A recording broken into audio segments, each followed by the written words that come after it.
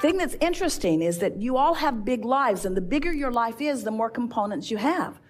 Sometimes you feel like you have too many moving parts. There's too much for you to control. But there's not too much for law of attraction to manage. And all you have to do is look among the moving parts, pick a target that feels good to you, focus upon it until you've established it as your set point, lock into it and maintain it, and then law of attraction will give you feedback to let you know how well you've done, you see.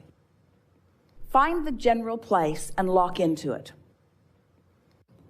Mostly what we'd like to say to you is go do what you need to do and be happy more. And chill more. Have more fun. Look for more reasons to feel good. We want you to just chill out. That's why we say things to you like, you never get it done and you can't get it wrong. It's moment by moment by moment. That's the fun of all of it. It would be like being a wonderful athlete. Let's say a tennis player really enjoying the game, who wins all of the top honors and then says, no point in ever playing again. And we say, really? We thought you were playing because you liked the agility that your body discovered. We thought you liked to play because you liked the clarity and the strength of your body. We thought you liked it every time you put that ball right where you meant to put it. We thought you liked the intuitive feeling that you had when you anticipated where the ball was going and you were there to meet it. Even when that other guy is so good that he usually surprises people. We thought you liked the game. Are you saying you only liked the trophy? You see, and you all came for the game. And the game never ends, you see. You got to keep playing. You got to keep playing and you got to keep winning, but you got to keep playing because there's always another game and another game and another game and another game. Every moment there's another game. There's another point of clarity. There's another opportunity to uplift. There's another opportunity to have way more fun than you've ever had before. That grid is just ripe. The vortex is ripe with whatever the grid is ready to allow, you see. Your work is to prepare the grid. Your work is to be ready for what's ready. It's ready. The question is, are you ready? And if you're having fun, you're ready. If you're chilling, you're ready. If you're happy, you're ready. If you're flowing with enthusiasm, you're ready. If you're ornery, you're not ready for what's in the grid you want. You're ready for what's in those other grids. Negative emotion always means you put something there that you're not allowing. You can never not know. We can pronounce you that. You're not ever again going to not know. You always know. You might deny that you know, or you might resent that you have to hold the vibration. Esther says that to us every now and again. Oh, really? I liked it better before I knew so much. I feel so responsible, and we say, then you're not ready. Feeling of responsibility is not being ready. I feel responsible to my point of attraction. What am I doing wrong? Well, you're feeling responsible and self-critical. You can't allow what's in your vortex if you're self-critical. Well, what do I do? How do I learn? How do I be smarter? By going general. I understand the laws of the universe. I believe that I offer a point of attraction. I accept that I've lived a lot of life and that I've put it there. I know enough from what I've heard and felt from Abraham to know that these laws are substantial and consistent. I don't want to ask to be the exception in the universe. I can go with the flow of the laws. I can do that. I want to be happy. I want to be happy, and I'm willing to do whatever it takes to be happy. I'm willing to stop being responsible if it's necessary to being happy. Now, that's interesting. Oh, I'm no longer going to be responsible. My children will starve. Too specific. Too specific. I'm not going to take on more than is mine to take on. I'm not going to try to control the world. I'm not going to try to control what others are thinking or doing. Lighter, lighter, lighter. I'm going to trust that they all have an inner being. I'm going to trust that they will find their way. I'm going to look for my way and trust that others will find theirs. Lighter, lighter, lighter, lighter, lighter. But what if they don't know what to do? Negative emotion. Too specific. Go general.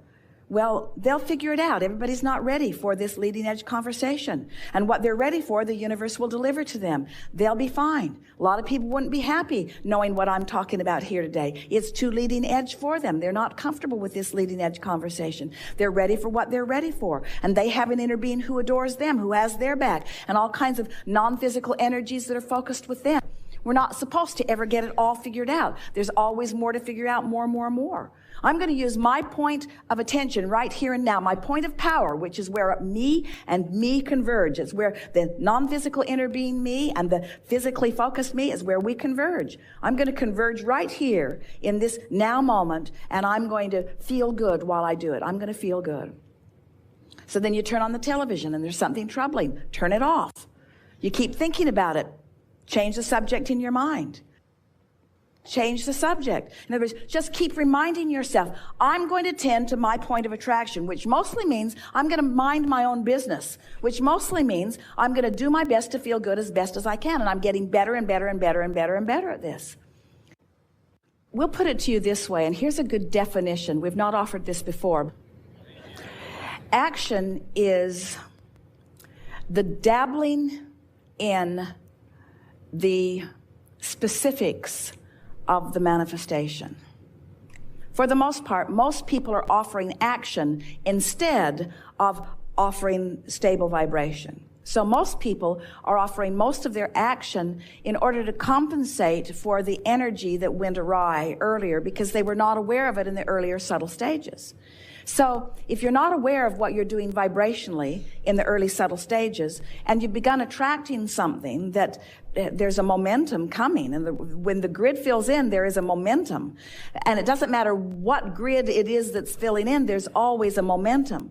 So a lot of people use their action in order to try to compensate for the momentum because they weren't paying attention to what they were doing earlier. It's sort of like the cast on your arm is sort of like that. That was action that you applied after the fact because you weren't paying attention to what you were doing vibrationally before. Then we want to say that since you have different vibrations going on relative to different subjects, and often there are things that you just need to do. You have responsibilities and you can't just not do them. But you could do a better job of doing your vibrational work first. And by that we mean meditate more often. We would every single day. We would take the time to quiet our mind. We just would, because that is the easiest way to sort of clear out the vibrational clutter. And then we would make lists of positive aspects, and we would make them about things that are really easy to make them about. We would not be trying to create with our positive aspect book. We would be genuinely tuning ourselves to the frequency of what feels good. So we would pick the easiest things in our life that make us always feel good when we think about them, and we would fill the pages of our book with only that. And then we would look for reasons to appreciate it as often as possible, and then we would do everything else that we feel like we need to do. The best process that we've ever offered for this, Esther was in a sort of fit of frustration with too much to do. And Jerry and Esther were sitting in a restaurant, and they had paper placemats in front of them. And Esther said, Abraham, I don't know what to do. She was sitting there overwhelmed with her list, which was pages and pages and pages long. And so we just encouraged her to draw a line down the middle of the placemat. And we said, on the left side, write, universe, take care of these things. And on the right side, write, I will take care of these things. And then we encouraged Esther to write what she wanted the universe to take care of. And so she made a list. And it was quite a general list. It was quite a general list because she wasn't thinking in terms of the universe washing the car today. She wasn't thinking in terms of the universe doing those things. It didn't compute in her mind. So she wrote general things like help so-and-so feel better and help this situation sort of resolve itself. And she just put general things on that side of the list. And we encouraged her to go through her list and pick out the things that she really needed to do and then put everything else on the universal side of the placemat.